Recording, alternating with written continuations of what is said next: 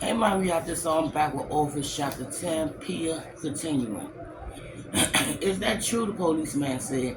Now, Officer Miss O'Malley said, Who are you to incline to believe?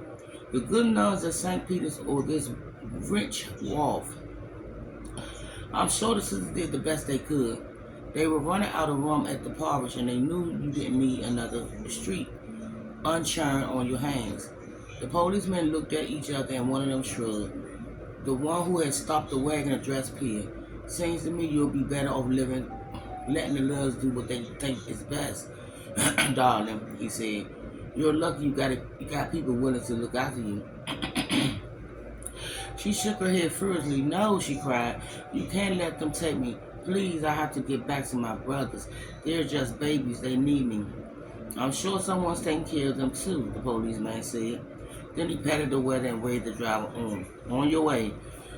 No, Pia cried. Please, you have to help me. She yanked on the ropes with all her might trying to break free. It was no use. The police started walking away. The driver slapped the reins across the horseback and the wagon jerked forward, throwing her off balance. Her wrist twisted inside the ropes and she fell back. Her forearm felt wrenched from her elbows. Lying crumpled on her side, tears of frustration and pain filled her eyes. But she struggled upright again. She needed to pay attention to where they were going. Needed to remember the names of the streets and memorize buildings and other landmarks. That way, when she escaped the orphanage, she'd be able to find her way home. After what seemed like forever, they reached the less populated area of the city and turned down what looked like a desert country road. Eventually, the wagon slowed and traveled alongside a high iron fence topped with spear-shaped funnels and copper balls. A brick four-story building with a bell tower and a stencil wing set up inside the fence, centered in a glass yard lined with pine trees and willows. The driver steered the horse and wagon through the gate and got up the long driveway. The building looked like a mansion at first until they drew closer and the peeling windows frames. Y'all. And broken porch spiral came into view. Lights came on behind the curtainless windows and short figures moved behind the glass.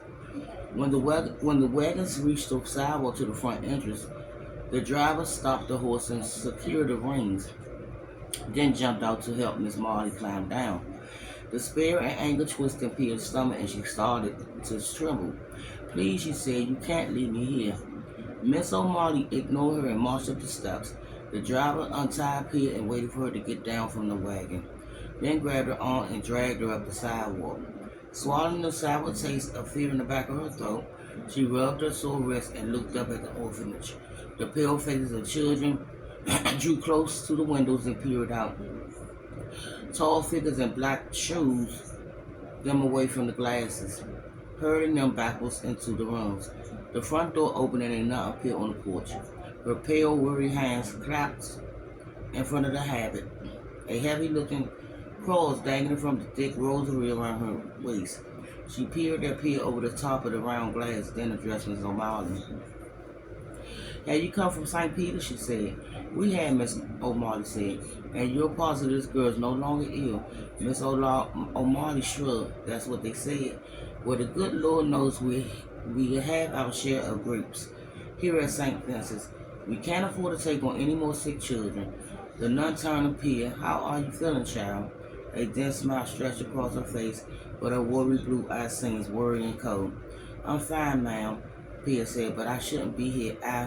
My name is Mother Josephina, the nun said. You can call me Mother Joe, and you are here. So God has a reason to send you to us. Our job at St. Vincent is to shelter those in need, not to understand the reason behind that need. The sisters at St. Peter's have sent you here, and that's that. Now behave yourself and don't complain. She directed her back to Miss O'Malley. Thank you for delivering her. You're free to go. Then she turned, opened the door, and held it for Pia. Miss O'Malley shooed Pia forward, irritation pinching her face. And I'll be back with Chapter 10, Orphanage Pia. Bye, my reactors.